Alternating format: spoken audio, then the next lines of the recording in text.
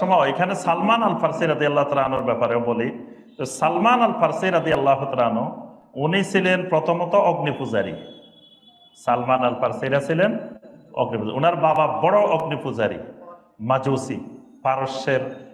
পারস্যের হরমুজ নামক এলাকা তাদের বাড়ি ছিল।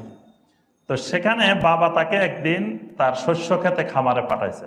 যাওয়ার সময় রাস্তা একটা গির্জা দেখতে পেলে, গির্জার মধ্যে দেখেছে খ্রিস্টান পাদ্রীরা বিভিন্ন কথাবার্তা বলতেছে। তো সালমান আল ফারসি এই গির্জাতে তাদের কথাবার্তা শুনলো। শোনার পরে তার কাছে খুব ভালো লাগছে এগুলো।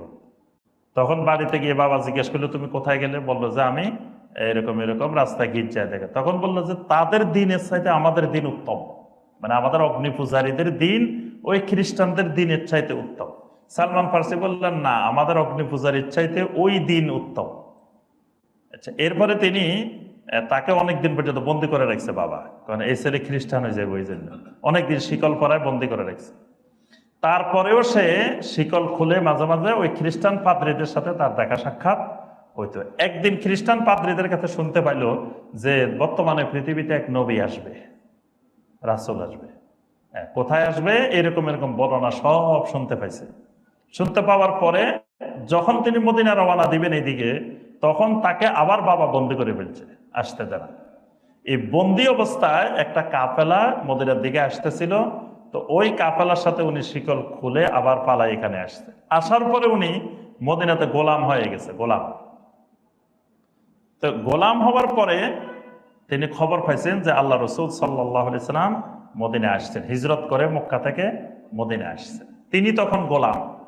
গোলাম অবস্থায় তিনি নবী সাল্লাল্লাহু আলাইহি সাল্লামের হাতে ইসলাম গ্রহণ করছেন।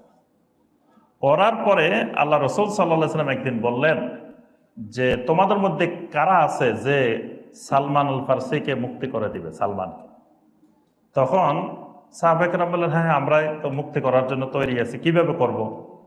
তা আল্লাহ রসুল সাল্লাল্লাহু আলাইহি ওয়াসাল্লাম বললেন, তুমি তোমার মনিবের সাথে কথা বলো, কি দিলে তোমার মনিব তোমাকে মুক্ত করে দিবে।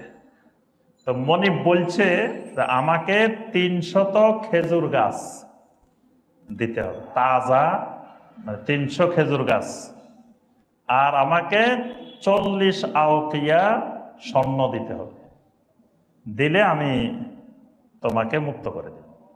আল্লাহ রাসূল সাল্লাল্লাহু আলাইহি ওয়াসাল্লাম সাহাবায়ে কেরামদেরকে বললেন, তোমরা 300 জনে 300 খেজুর গাছ দিয়ে দাও, খেজুর গাছের চারা দিয়ে দাও 300টা। তো 300 জনে 300টা নিয়ে আসছেন সাহাবায়ে কেরাম।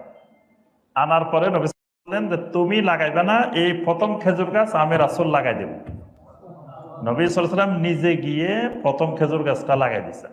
দেওয়ার পরে 300টা খেজুর গাছ লাগাইছেন, একটা খেজুর গাছও মরে নাই, সবগুলো তাজা হয়ে উঠে গেছে। এবং এই খেজুর বাগানের ব্যাপারে অনেক রাওয়ায়াত আছে, এগুলো অনেকগুলা মানে দয়ীফ, অনেকগুলা জাল, বিভিন্ন ঘটনা আছে সালমান ফারসির খেজুর বাগানের ব্যাপারে। তো এই 300 খেজুর গাছ ওখানে বানাই দিচ্ছেন, মানে রেডি হয়ে গেছে। নবী সাল্লাল্লাহু আলাইহি ওয়াসাল্লাম তার হাতে একটা স্বর্ণের ভার বড় একটা তুলে দিলেন, যেটার মধ্যে 40 আওকিয়া স্বর্ণ আছে। এটা দিয়ে আল্লাহ রসুল সাল্লাল্লাহু আলাইহি ওয়াসাল্লামের ঘোষণা অনুযায়ী সালমান ফারসি মুক্ত হয়ে গেছেন। সুবহানাল্লাহ। এবং তার হায়াতের ব্যাপারে সবচেয়ে আশ্চর্যজনক হলে এই উম্মতের মধ্যে সবচেয়ে বেশি হায়াত পাইছে সালমান ফারসি রাদিয়াল্লাহু তাআলা। কোন কোন রাওয়ায়াতে আসছে 250 বছর তিনি বাঁচছেন, 250 বছর। এত হায়াত এই উম্মতের মধ্যে আর কেউ পান নাই।